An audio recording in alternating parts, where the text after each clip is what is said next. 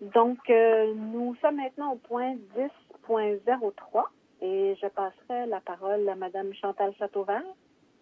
C'est la période d'intervention du public sur la demande de dérogation mineure. Il n'y a aucune demande. Alors, nous allons 10.04. Correspondance et dépôt de documents. Il n'y a aucun document. Au 10.05. C'est la période de questions du public. Alors, comme le mois dernier, nous avons ouvert une période là, de plusieurs jours pour que vous puissiez nous envoyer à une adresse très précise des questions que nous avons récoltées. Et ce soir, donc, nous allons faire comme la dernière fois. Madame Châteauvert lira les questions, vos questions, et nous y répondrons. Alors, allons-y dès maintenant, Madame Châteauvert, pour la première question. Alors, la première question est de M. Richard Tremblay. Dans une lettre commune acheminée vendredi le 1er mai au bureau du premier ministre François Legault et de la ministre déléguée à l'Éducation Isabelle Charret, Tennis Canada et Tennis Québec ont demandé de considérer l'ouverture des terrains de tennis extérieurs. Le tennis a tous les attributs et toutes les qualités qui permettraient à la population de recommencer à pratiquer un sport en toute sécurité. Il est de plus en plus évident que les gens ont besoin physiquement et psychologiquement de faire de l'activité physique et de reprendre la pratique de leur sport favori. Quoi de mieux que de laisser sortir la pression accumulée en frappant sur une petite balle jaune? Il mentionnait le directeur général de Tennis Québec. Prévoyez-vous redonner l'accès à la pratique libre du tennis au parc Nicolas-Viel et dans les autres parcs de l'arrondissement?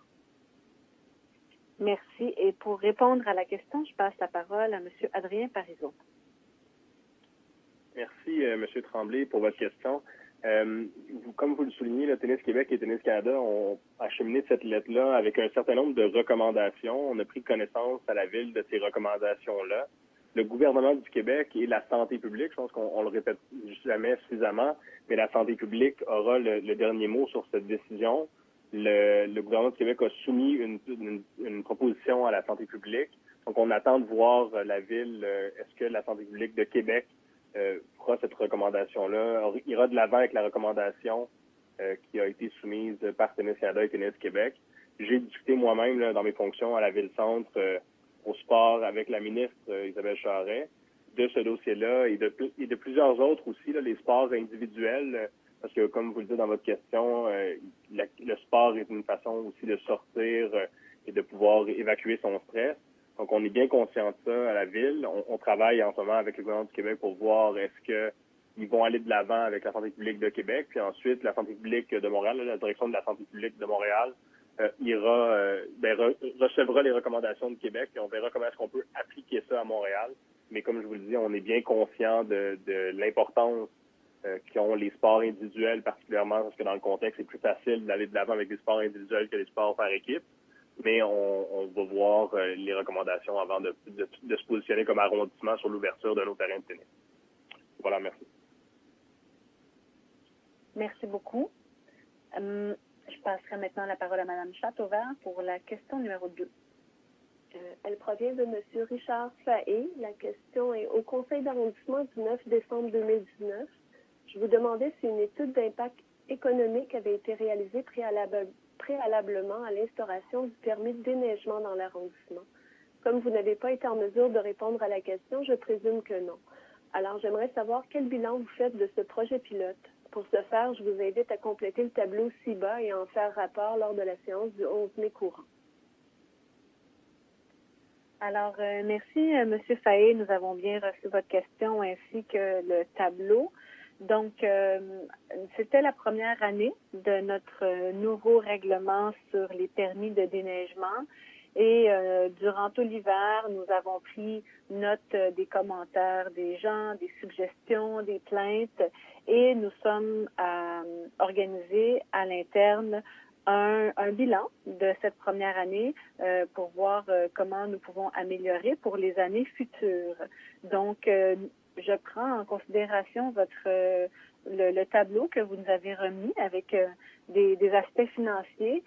Ils feront partie aussi de notre analyse. Mais je peux vous dire que ce n'est pas fait en ce moment, cette analyse. Vous comprendrez que Ça fait peut-être un petit moment qu'il n'y a plus de neige, mais on est passé pas mal directement de l'hiver à la COVID. Donc, comme beaucoup d'activités dans l'arrondissement, elles se poursuivent, parfois au ralenti, mais c'est clair que nous ferons un bilan pour mieux se préparer pour l'année prochaine. Donc, je vous remercie pour votre suggestion. Nous passons maintenant à la question 3, Madame Châteauvert. Elle provient de Mme Marie-Claude Collin. J'aimerais savoir si vous planifiez la cueillette de livres dans les bibliothèques. Certaines municipalités offrent ce service en permettant de faire des réservations en ligne ou par téléphone et d'aller les chercher sans circuler dans les rayons. Les livres sont une belle source d'évasion en ces temps difficiles et peuvent être considérés comme un service essentiel. Alors, merci, Mme Collin, pour votre question.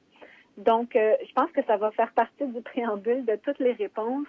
Ce qu'il faut savoir, c'est que même les arrondissements, en fait, en ce moment, ne prennent pas vraiment de décision sur leurs propres installations.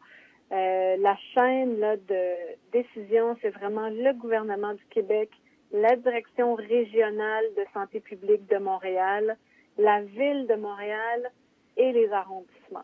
Et dans le cas des bibliothèques, par exemple, les arrondissements vont tous faire la même chose en fonction des recommandations qui nous auront été données par la direction régionale de santé publique. Comme je vous le disais à l'introduction, Montréal n'est pas encore déconfiné. Ceci dit, nous y travaillons. Donc, on travaille sur ce qui s'appelle des plans de déconfinement, donc des plans d'ouverture graduelle des installations publiques. De quelle façon? Donc, le libellé de votre question offre effectivement une belle, hypothèse de ce que pourrait être le service des bibliothèques dans les prochains mois, c'est-à-dire des réservations en ligne, par téléphone, aller les chercher sans entrer dans la bibliothèque. Ceci dit, tout ça est en ce moment en très grande discussion avec des comités. Puis dans les comités, c'est toujours mixte. Il y a toujours des gens de la santé publique, des gens de la ville, des gens des arrondissements aussi. Et la question qu'on se pose, c'est comment on est capable de donner le maximum de services tout en respectant les mesures sanitaires. Donc, aujourd'hui, en date d'aujourd'hui, on n'a pas de réponse à vous donner sur les bibliothèques, mais on peut vous dire qu'on y travaille et qu'on souhaite faire en sorte qu'effectivement, les gens puissent avoir accès à des livres qui peuvent, oui, être considérés comme des services essentiels, là, que des gens puissent avoir accès à des livres dans les prochaines semaines et rester finalement abonnés à l'infolettre, à la page Facebook de l'arrondissement aussi, pour avoir toutes les nouvelles sur ces services bientôt. Merci. Nous passons maintenant à la question numéro 4. C'est une question de Mme Lucie Deshôtels. Il y a un manque important de support à bicyclette sur la rue Fleury-Est et Ouest, près des différents commerces. Est-ce possible d'en ajouter en nombre substantiel? Oui, alors, l'année dernière, nous en avions commandé 70. C'est des supports, un support avec deux comme arceaux. Et donc, ça fait 140 places de stationnement pour vélo. Donc, l'année dernière, on les a installés dans certains secteurs de l'arrondissement. Cette année, Monsieur le directeur des travaux publics, Monsieur Paquin, m'a confirmé aujourd'hui que nous avons acheté les mêmes supports dans la même quantité. Donc, cette année, en 2020, nous allons installer 70 supports avec deux arceaux pour un total de 140 places. Et nous avons évidemment déjà ciblé des endroits. Il y a des gens qui nous ont déjà écrit pour nous demander des places spécifiquement aussi. Alors, suite à votre question, Madame Deshôtels, quelqu'un va communiquer avec vous pour voir si vous avez des lieux spécifiques où vous souhaitez en avoir. Évidemment, il y a certains critères à respecter pour les implanter et ça nous fera plaisir de répondre à votre demande d'avoir plus de stationnement pour les bicyclettes près des commerces. Nous passons maintenant à la question numéro 5. C'est une question de Mme Lucie Hébert. Je désire porter plainte au sujet de la salubrité et de la propreté aux alentours du commerce à l'angle de l'avenue Papineau et de la rue Sauvé-Est. Les commerces sont un poste à essence avec dépanneur et un restaurant McDonald's. À l'arrière des commerces, il y a un dépôt avec des bennes à ordures et un stationnement. C'est franchement dégueulasse. Les résidus alimentaires débordent et jonchent le sol. des papiers, emballages de tout genre, des pièces de voiture, etc. Est-ce que vous pouvez m'orienter vers la personne ou le service qui peut répondre à ma question d'inspection des lieux, s'il vous plaît? Alors, merci, Madame Hébert. Nous avons bien reçu le lieu spécifique. Donc là, puisque vous avez envoyé votre question, là, le directeur des travaux publics a reçu directement l'information. Je peux vous assurer qu'on fera un suivi. Par contre, ça me permet de dire que il y a deux façons, en fait, de signaler ces problèmes-là pour que tout de suite des inspecteurs aillent sur place et aussi par la suite aux besoins là, des gens pour enlever les déchets. Donc, le 311, c'est le service téléphonique de la ville qui va très, très bien maintenant. Il y a plusieurs employés qui sont entrés dans les derniers mois. Donc, il n'y a pas d'attente quand vous signalez le 311. Vous faites votre requête et elle arrive directement sur le bureau des gens qui donnent les services. Donc, c'est une bonne façon de souligner ces sujets. Et je prends 2 minutes aussi pour vous dire qu'il existe une application. Donc, pour les téléphones intelligents, là, il y a une application mobile qui s'appelle Montréal Service aux citoyens. Et il y a plusieurs activités que vous pouvez signaler, en fait, avec cette application. Vous recevez un numéro de dossier, et puis c'est la même chose que le 311. Et les dépôts sauvages, qu'on appelle là, les problèmes de propreté, c'est un des sujets que vous pouvez souligner grâce à l'application. Donc, n'hésitez pas à vous en servir. Vous pouvez même prendre une photo, l'envoyer, par exemple, pour des problèmes de lampadaire aussi. Donc, c'est vraiment une application à avoir sur son téléphone intelligent pour la suite des choses. Donc, nous pouvons passer maintenant à la question numéro 6. C'est une question de M. Denis Lemieux concernant le 15 avenue du Ruisseau. Je dois revenir avec ma demande formulée au dernier conseil car personne ne nous tient au courant chez vos inspecteurs ou au permis malgré plusieurs messages.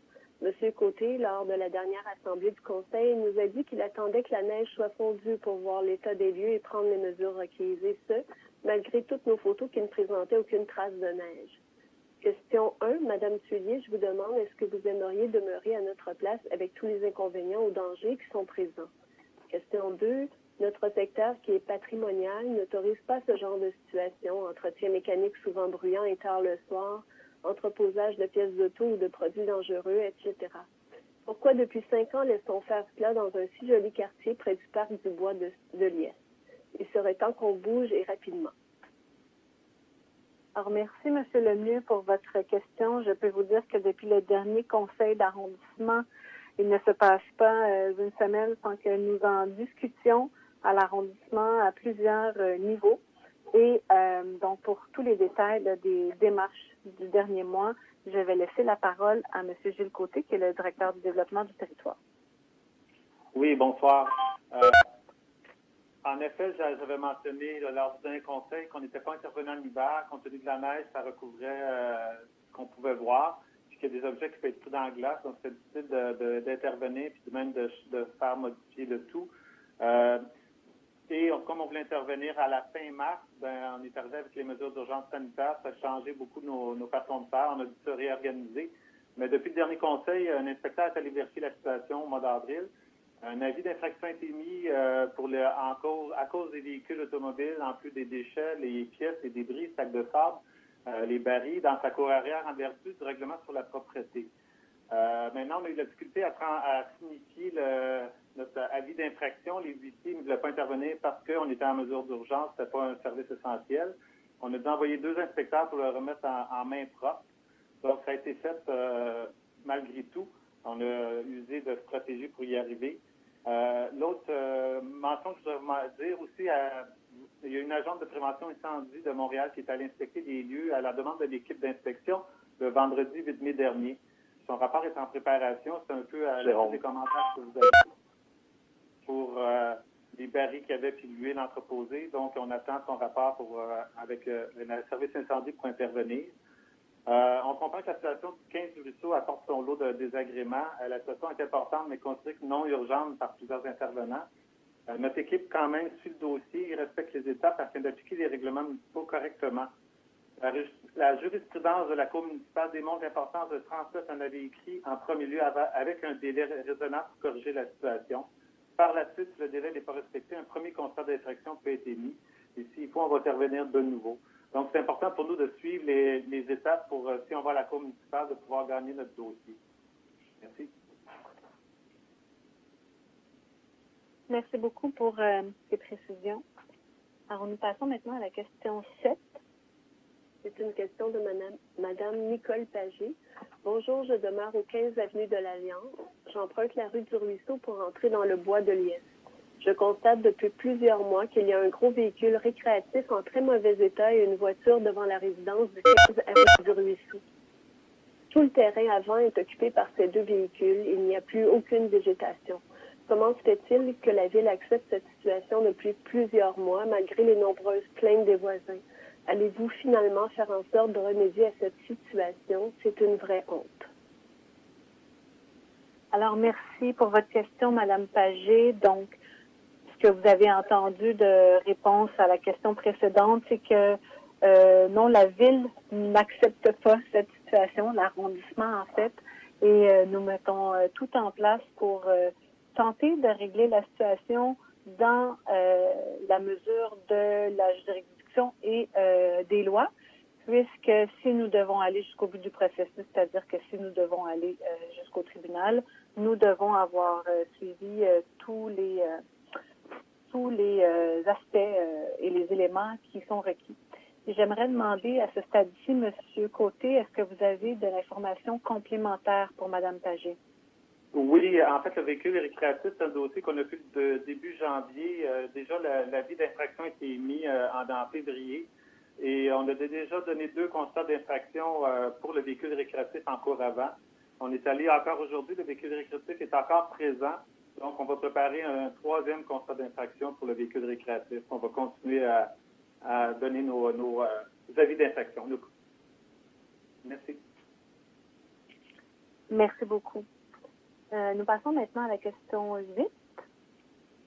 C'est une question de Mme Jade Roy qui concerne la mobilité durable.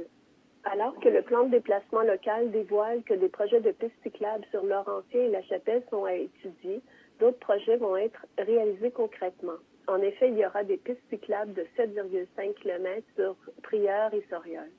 Cependant, la COVID-19 fait en sorte que nous devons nous déplacer en gardant toujours une distance avec les autres. En réaction à cette obligation, Montréal a mis sur pied des corridors pour piétons et vélos. Ma question est la suivante. Sur la rue Émile-Néligan, où se trouvent plusieurs grands immeubles de logement, comment assurer la distanciation sociale des piétons et la sécurité des cyclistes dans le contexte où cette rue est déjà étroite pour 2 voitures et que les bords des trottoirs débordent de voitures stationnées? Alors, merci, Mme Roy, pour votre question. Donc, vous avez tout à fait raison. La situation actuelle nous demande de modifier l'aménagement de certaines rues. Donc, les corridors sanitaires, en fait, ce dont vous parlez, là, les corridors qui ont déjà été installés, les corridors sanitaires, c'est vraiment devant les commerces essentiels, là où il y a des files d'attente.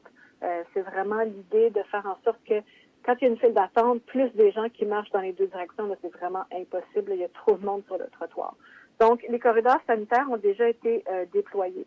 Les étapes suivantes sur lesquelles nous sommes déjà en train de travailler sur la base de guides là, que nous avons reçus de la Ville-Centre, ce sont des rues partagées et ou des rues familiales et actives. Et justement, la semaine dernière, j'étais en discussion avec le CLIC, qui est la table de quartier de Bordeaux-Quartier-Ville, et ensemble, on a réfléchi à des rues qui pourraient bien se traiter à des rues familiales et actives, c'est-à-dire on cherche des rues où justement il y a une très grande densité de population, donc la nécessité de trouver de la place dans l'espace urbain pour faire de la place aux gens, et des rues où on pourrait faire en sorte qu'il y ait un meilleur repartage de la rue en faveur des piétons et des cyclistes. Et la rue Émile-Néligan a été nommée dans cette réunion-là, justement. Donc, nous voyons la même chose. Alors, c'est une des rues qui seront analysées par nos équipes. Donc, comme je le mentionnais en tout début de conseil, nos équipes sont à pied d'œuvre, travaillent fort, mais travaillent beaucoup, beaucoup, beaucoup. Donc, la priorité a vraiment été donnée au corridor sanitaire parce que c'était urgent. Et là, en ce moment, on est en train de travailler sur ces autres projets-là. Et l'objectif, c'est de faire en sorte qu'on puisse passer un été agréable et sécuritaire en ville, parce qu'on sait qu'on va être en ville cet été. Et donc, c'est une des rues notamment sur laquelle nous souhaitons intervenir. Si vous avez, j'en profite, là, si vous avez d'autres idées pour des rues là, qui sont densément peuplées où on aurait besoin d'intervenir. On a évidemment nous-mêmes fait des listes avec les élus aussi et notre équipe, mais on est ouvert aux suggestions. Alors, merci pour votre question. On passerait maintenant à la question numéro 9. C'est une question de M. Olgemark. My name is Mr. Olgemark and I am 82 years old. I am enjoying the spring season and I am happy to see my neighbors cleaning up their properties. All my neighbors do this every spring except at 15 Ruisseau. In all my long life, I have never seen such a disgraceful and dangerous mess as at 15. Trash is piled high with barrels of inflammable products mixed in. This is a real threat to my home that is located directly behind number 15. Avenue du Ruisseau is an heritage site and an important entry to the Parc Nature du Bois de Liesse. Number 15 must not be allowed to spoil the whole avenue. Question, on what date will the problems at 15 du Ruisseau be resolved? Alors, merci, M. Olgemark, pour votre question. Je sais que vous comprenez aussi le français, donc on a déjà donné beaucoup d'informations. Monsieur Côté, est-ce que vous avez de l'information supplémentaire en regard de cette question? Non, à part que c'est un dossier prioritaire pour notre équipe d'inspection. D'accord. Merci beaucoup. Là, je tiens à vous dire qu'en fait, on respecte ce qu'on ferait dans un conseil d'arrondissement. Donc, on prend 3 questions sur le même sujet et les autres questions sur les mêmes sujets, on les garde, mais on va les passer à la fin. Donc, Madame Châteauvert, nous serions donc maintenant rendus à la question 11, si je ne m'abuse. Oui, c'est une question de Mme Lise Denis. J'aimerais savoir pourquoi ils ne ferment pas Montréal-Nord pour les empêcher de venir dans Annecy. Il y a beaucoup de monde qui vient à Annecy, ça commence à faire peur. Puis, on n'est plus que tanné de ne pas pouvoir faire nos choses comme à l'habitude. Si tout le monde suivait les consignes, peut-être qu'on s'en sortirait, mais il y a des gens qui n'en font qu'à leur tête. Alors, merci, Mme Denis, pour votre question. Ceci dit, je soulignerais que c'est tout le Grand Montréal. Quand on parle du Grand Montréal, là, c'est 5 régions administratives, donc la CMM. C'est tout le Grand Montréal en ce moment qui est confiné, là. Donc, ce n'est pas dans un arrondissement, on est vraiment sur la grande région métropolitaine et on est vraiment sur Montréal, plusieurs quartiers de Montréal. En fait, personne n'y échappe. Et évidemment, les décisions que vous proposez là dans votre courriel, ces décisions-là sont prises par la Direction régionale de santé publique, donc toutes les décisions en matière de santé et de sécurité. Et le fait de fermer des arrondissements, de fermer des quartiers ou même de fermer Montréal, là, ça ne fait pas partie de la stratégie qui est utilisée en ce moment par la Direction de la santé publique. Merci. Alors, nous passons maintenant à la question 12. C'est une question de M. Richard Williams. L'arrondissement a récemment ouvert les jardins communautaires. Avez-vous d'autres plans à annoncer à court terme? En utilisant le plateau Mont-Royal comme exemple, y aurait-il des rues qui seront seulement pour les piétons, par exemple la rue Fleury? Allez-vous sécuriser les parcs et leurs alentours pour permettre aux gens d'y accéder en toute sécurité?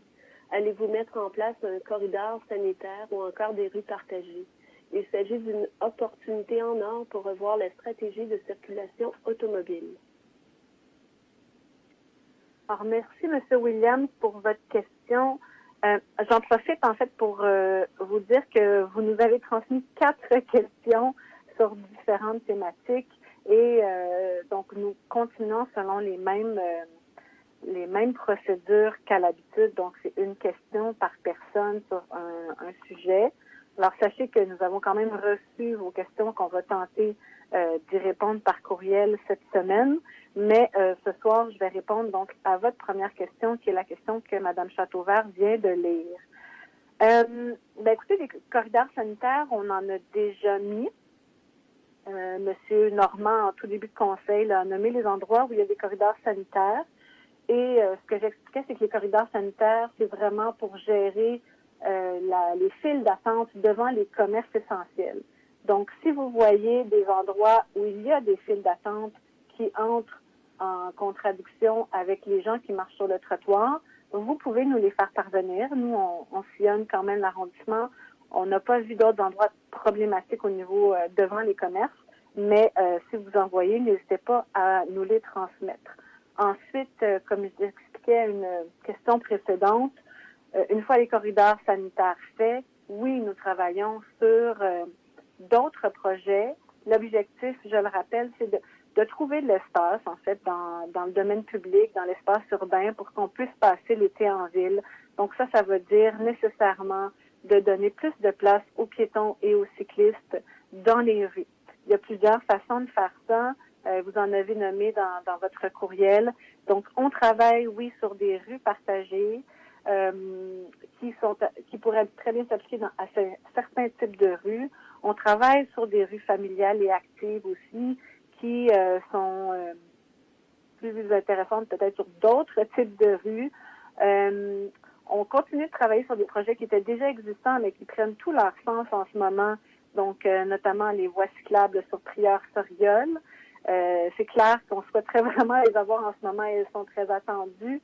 Et il y a le rêve aussi, hein, le réseau Express Vélo qui va prendre place durant l'été sur les rues Berry et La Jeunesse. Donc ça va être aussi du réaménagement de la rue, un réaménagement majeur. Nous regardons aussi pour améliorer les pistes cyclables existantes. Donc, il y a tout un tas de mesures qui sont en ce moment en préparation. Et si vous avez des rues précises ou nous suggérer des aménagements, n'hésitez pas à me les envoyer par courriel.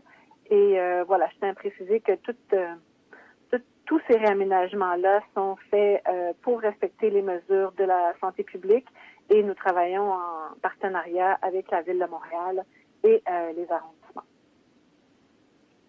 Alors, nous passons maintenant à la question, comme je disais, le monsieur William avait envoyé 4 questions, donc nous en serions maintenant à la question et nous reviendrons plus tard sur du ruisseau. Alors, nous en sommes à la question 19.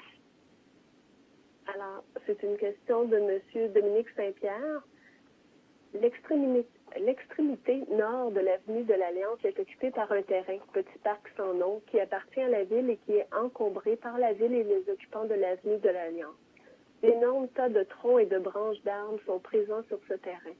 Nous avons demandé à la ville de venir ramasser les tas de troncs et de branches le 25 avril 2020. Malgré plusieurs communications par courriel, nous n'avons toujours pas eu de réponse. Ma question, quand est-ce que ces tas de branches et de troncs d'arbres seront-ils ramassés? Alors, merci M. Saint-Pierre pour votre question. Donc, nous avons vérifié, effectivement, votre dossier a bien été ouvert. Là, la date qu'on a d'ouverture, c'est le 30 avril 2020, mais suite à des courriels, effectivement, que vous avez envoyés. Donc, votre dossier est ouvert, c'est pris en charge. C'est sûr qu'il y a certaines activités qui peuvent prendre un peu plus de temps en ce moment parce qu'il y a beaucoup d'activités à faire, mais soyez assurés que nous avons transmis votre dossier directement au directeur des travaux publics et que ça sera pris en charge dans les délais les plus courts possibles en fonction de la charge de travail de nos équipes. Merci. Donc, nous passons maintenant à la question 22. C'est une question de Mme Linda Casal. Bonjour, est-ce que vous pouvez nous dire si les camps d'été, incluant le centre Claude Robillard, seront ouverts cet été? Cette décision a-t-elle été prise? Alors, cette décision, comme presque toutes les autres, la décision sur l'ouverture des camps de jour à Montréal est en discussion entre le gouvernement du Québec, la direction régionale de la santé publique, la ville et les arrondissements. Donc, ça fait déjà un bon moment qu'on discute de ce sujet-là parce que c'est pas tant ouvrir ou pas, là, parce que c'est un service de garde et il y a des gens en service essentiel qui ont besoin d'avoir des services de garde. Donc, la question est surtout comment ces camps de jour peuvent être ouverts et avec quelle modalité. Donc, ça fait déjà un bon moment que c'est en discussion. Là, on comprend très bien, là, comme vous, que les parents doivent recevoir des indications pour être capables de s'enligner, de prévoir des choses. Donc, le gouvernement nous assure qu'il y a des décisions qui seront prises prochainement dans ce dossier-là. Et encore, là, ça viendra vraiment de la direction de la santé publique, du gouvernement, de la ville, et ensuite les arrondissements suivront toutes les consignes qui auront été données. Donc, je vous invite à suivre l'actualité et le site Internet de la ville et des arrondissements là, dans les prochains jours. Merci. Alors, nous arrivons à la fin de la liste, et ce qui nous permet de revenir aux questions qui avaient attrait à la rue du Ruisseau. Et nous revenons donc à la question numéro 10. Madame Châteauvert. C'est une question de Madame Eliane Melki.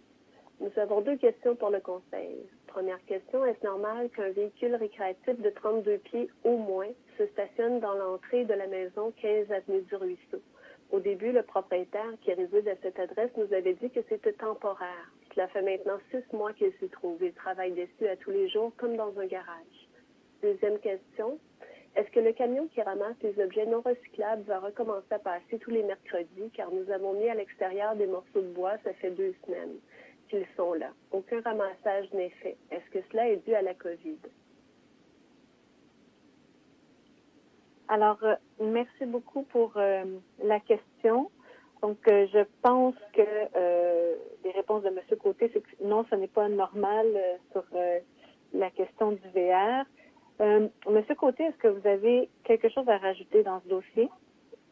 Non, pour le VR, on a déjà émis 2 contrats d'infraction. On va en préparer un 3e. Merci. Et Mme Dianou, la conseillère du district de Bordeaux-Cartierville, souhaitait intervenir sur le sujet de la rue du Ruisseau. Je vous passe la parole. Oui, merci. Je voulais juste mentionner le fait que je suis passée à 2 reprises sur la rue du Ruisseau et non, en effet, c'est pas une situation normale. Vous avez posé la question, puis la mairesse a répondu la même réponse. Et si j'étais dans votre situation, si c'était sur ma rue, je suis sûre que je réagirais de la même façon. Alors, comme M. Côté a mentionné, l'arrondissement priorise ce dossier et les inspecteurs seront sur ce cas, continueront à être sur ce cas durant les semaines à venir parce qu'en effet, l'été arrive très rapidement. Puis, puisqu'on est tous à la maison, on aime avoir des rues qui sont assez propres et sans danger pour notre famille. Alors, je tenais juste à renchérir le point. Merci. Merci, Mme Dianou. Et donc, dans la question, il y avait comme une sous-question là, par rapport à le camion des objets non recyclables là, qui ne passerait pas pour ramasser les morceaux de bois. Donc, on va transmettre là, cette demande au directeur des travaux publics, M. Paquin. Vous êtes aussi sur la ligne. Donc, s'il vous plaît, de noter cette demande et de faire un suivi là, pour voir pourquoi les objets n'ont pas été ramassés, s'il vous plaît. Oui, sans faute. Merci. Alors, nous passons maintenant à la question 16, je pense. Oui, c'est une question de Mme Sylvia Jackson-Old-Jemarc.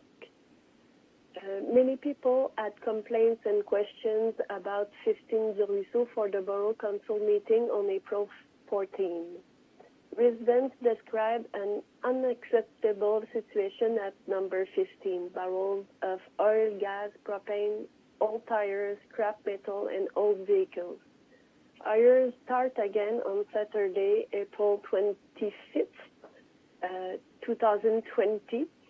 A huge fire was lit in the backyard at number 15 in the middle of all the old junk.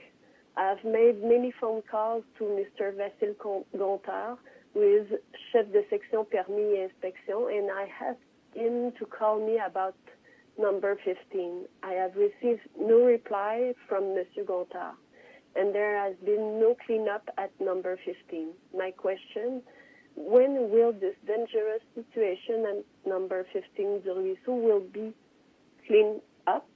Why is this tolerated by our administration? Alors, merci, Mme Olgemark, pour votre question. Comme le disait tout à l'heure de ce côté, c'est une priorité pour l'arrondissement. Alors, non, il n'y a pas de tolérance. Cependant, il y a malheureusement des procédures à suivre et c'est ce que nous engageons en ce moment à faire. Toutes les procédures sont mises en œuvre pour régler le problème. Monsieur Côté a déjà donné beaucoup d'informations. Est-ce que vous avez, Monsieur Côté, de l'information supplémentaire par rapport à ce dossier-là? Non, merci. Merci. Alors, vous voyez, c'est un dossier important. Nous avons beaucoup de questions et nous les lisons toutes une par une. Et nous sommes maintenant à la question numéro 17. C'est une question de Mme Vicky Grammatikakis. I live on 13th Avenue du Ruisseau. How many complaints do I need to write in order for my neighbor to get rid of the RV next to my yard? Question 2, again, how many complaints must I submit regarding my neighbor parking 5 beat-up old cars with no license along my backyard? Alors, merci pour votre question. Monsieur Côté, est-ce que vous avez un complément d'information? Non, c'est bon. Parfait. Donc, on comprend que c'est la même situation et qu'on a déjà répondu, mais on s'attelle quand même à lire chacune des questions pour que vous sachiez qu'elles sont importantes pour le conseil d'arrondissement. Nous sommes maintenant à la question 18. Alors, c'est une question de Mme Nadia Gosselin. Vous avez reçu plusieurs plaintes concernant la propriété 15 Avenue du Ruisseau. Le terrain de cette propriété est un véritable dépotoir rempli de matières potentiellement dangereuses. Les occupants font d'ailleurs d'immenses feux régulièrement pour brûler leurs déchets, ce qui est très dangereux pour le voisinage. J'aimerais connaître le plan d'intervention de l'arrondissement pour rendre ce terrain sécuritaire et convenable pour le voisinage. Et quelle est la réglementation de l'arrondissement concernant l'accumulation de plusieurs vieux véhicules non fonctionnels sur un terrain résidentiel? Merci pour votre question. Monsieur Côté, donc vous avez parlé tout à l'heure du service sécurité incendie qui était venu sur place. Oui, l'agent de prévention est passé vendredi. Elle est en train de préparer son rapport, puis elle va ensuite, s'il y a lieu, intervenir. Et puis, concernant la deuxième question, là, c'est un peu la même question. Donc, on applique le règlement d'arrondissement par rapport aux véhicules présents sur le terrain. C'est bien ça? Tout à fait. Autant en cours arrière qu'en cours avant, c'est deux dossiers séparés, mais c'est deux dossiers très engagés. On va continuer nos étapes, puis on va suivre le dossier tout à fait adéquatement. Merci beaucoup. On passera maintenant à la question 19. Non, celle-là, on a déjà fait. La question 20. C'est une question de M. Niovat Lee. Après avoir transmis mes questions à la dernière séance de conseil, je n'ai reçu aucune réponse et la situation dans la cour arrière de mon voisin, 15 Avenue du Ruisseau, reste inchangée. Est-ce que cela veut dire, encore une fois, après 4 années de suite, que je dois passer un autre été dans ma cour à contempler tous ces déchets, des réservoirs d'huile, pièces d'auto détachées de toutes sortes, vieux climatiseurs, des vieux pneus, des boîtes, des déchets de construction, etc. Ma plus grande crainte avec tous ces réservoirs d'huile, c'est la contamination du sol s'il y a des fuites et les risques d'incendie. Les murs de notre maison sont à peine à 24 pouces de mon voisin. Est-ce que c'est normal que mon voisin immédiat, qui fait du stockage d'huile en remplissant plusieurs contenants d'huile entreposés à l'extérieur de sa maison. Je m'inquiète pour la sécurité de ma maison qui est juste à 24 pouces entre nos murs mitoyens s'il y a incendie ou explosion, s'il y a des fuites d'huile dans le sol qui peut contaminer le sol de notre maison. Dans notre secteur résidentiel classé patrimonial et paisible, c'est normal que mon voisin possède une cour à ferraille, des voitures rouillées, des réservoirs d'huile, des pneus usés, des vieilles pièces d'auto, des résidus de toutes sortes. C'est dans cet état depuis des années. Et ça rend la qualité de vie dans notre cour arrière très désagréable. Dans l'attente d'une action de votre part, veuillez agréer mes sincères salutations. Alors, merci pour votre question. Donc, vous comprendrez là, qu'on ne répétera pas toutes les réponses qui ont déjà été données dans ce dossier. Je veux quand même vérifier, M. Côté, est-ce que vous avez de l'information supplémentaire? Pour les réservoirs d'huile, c'est l'agente de prévention incendie qui a vérifié tout ça, donc elle va préparer tous ces documents en conséquence. Merci. Merci. Et donc, la dernière question, numéro 21. C'est une question de Mme Linda Desrosiers. Bonjour. Lors de la dernière séance du Conseil, je vous ai déjà fait part de mes questions et préoccupations concernant les problèmes du 15 avenue du Ruisseau à Montréal. Je vous réécris car je considère que rien n'a changé depuis mes demandes. Lors de la dernière séance, M. Côté nous avisait qu'il prendrait le dossier en charge. Je réalise que les problèmes sont toujours existants et que rien n'a changé. Je me demande donc comment se fait-il que l'arrondissement d'Annecy-Cartierville ne puisse pas appliquer ces règlements. Premièrement, on m'a confirmé qu'il existait un règlement interdisant le stationnement d'un véhicule immense de type véhicule récréatif sur un terrain privé. Et deuxièmement, on m'a aussi confirmé qu'il devait y avoir un minimum d'espace vert sur nos terrains, ce qui n'est pas le cas au 15 avenue du Ruisseau. Je tiens à vous répéter que nous sommes dans un quartier patrimonial et j'insiste patrimonial. Alors, qu'attendez-vous pour agir concrètement? Ce n'est pas 2 ou 3 contraventions qui vont faire réagir ce voisin récalcitrant qui semble bien vous manipuler. Voici mes questions. Qu'attendez-vous pour agir concrètement dans ce dossier et quel est votre plan d'action? S'il vous plaît, ne me donnez pas les mêmes réponses automatiques. Celle-ci s'adresse à la mairesse Mme Thuillier. Accepteriez-vous d'avoir devant votre demeure un véhicule de type récréatif ainsi qu'un dépotoir? Sinon, que feriez-vous? De mon côté, ça fait 4 ans que je suis dans ce dossier et si rien de concret n'est fait, je serai dans l'obligation de me servir de mes contacts pour en aviser les différents médias. Alors, merci beaucoup, Mme Desrosiers, pour votre question. Et encore là, je pense qu'on ne répétera pas toutes les réponses qui ont déjà été données par M. Côté. Et j'en profite, puisque vous m'interpellez directement, de vous dire, est-ce que c'est acceptable? Non. Est-ce que nous l'acceptons? Non. Toutes les mesures sont prises pour faire respecter les règlements d'arrondissement. Et si j'étais à votre place, qu'est-ce que je ferais? Ben écoutez, je ferais exactement la même chose que vous, c'est-à-dire que j'interpellerais mes élus, j'ouvrirais des dossiers à l'arrondissement pour que l'arrondissement puisse faire les démarches nécessaires, ce que nous faisons en ce moment. Donc, il n'y a pas d'autre chose à faire que ce que nous faisons en ce moment et ce serait la même chose si c'est moi qui habitais à cet endroit-là. Je peux vous dire que nous prenons vraiment le dossier en main. Nous savons que ça fait plusieurs années que ça dure et nous avons vraiment l'intention de régler le dossier. Et je pense que c'est ça que M. Côté explique, c'est que pour régler le dossier de manière durable, il faut aller au bout, et le bout, c'est éventuellement le tribunal. Mais pour ce faire, nous devons suivre toutes les étapes. C'est ce qui est fait en ce moment. Donc, nous suivons toutes les étapes légales pour faire respecter les règlements d'arrondissement parce que vous avez le droit d'avoir un endroit où vivre, que ça soit agréable et où les règlements sont respectés. Donc, c'est ce que nous nous employons à faire en ce moment, malgré la situation actuelle. Là, tout est mis en place pour travailler sur ce dossier-là. Est-ce que, M. Côté ou Mme Giannou, vous avez un dernier mot sur ce dossier-là? Peut-être juste rapidement dire qu'on est en train de monter notre dossier. Les éléments de preuve sont tous prises. Donc, on s'y attarde pour s'assurer que notre dossier soit complet. Si on doit aller à la cour municipale, on souhaite ne pas arriver là. Ben, de mon côté, c'est sûr que je parle quelques fois par semaine, je dirais, avec des citoyens de la rue du Ruisseau. C'est un dossier qui me tient à cœur parce que, comme j'ai dit plus tôt, c'est pas facile de devoir rester à la maison, travailler de la maison, faire école à nos enfants à la maison, puis avoir une maison ou un voisin comme ça avec des déchets, des encombrants, comme un dépôt sauvage, là, dans le fond. Alors, je pense que c'est définitivement pour moi un dossier prioritaire. Puis, comme vous l'avez entendu avec M. Côté, pour lui aussi.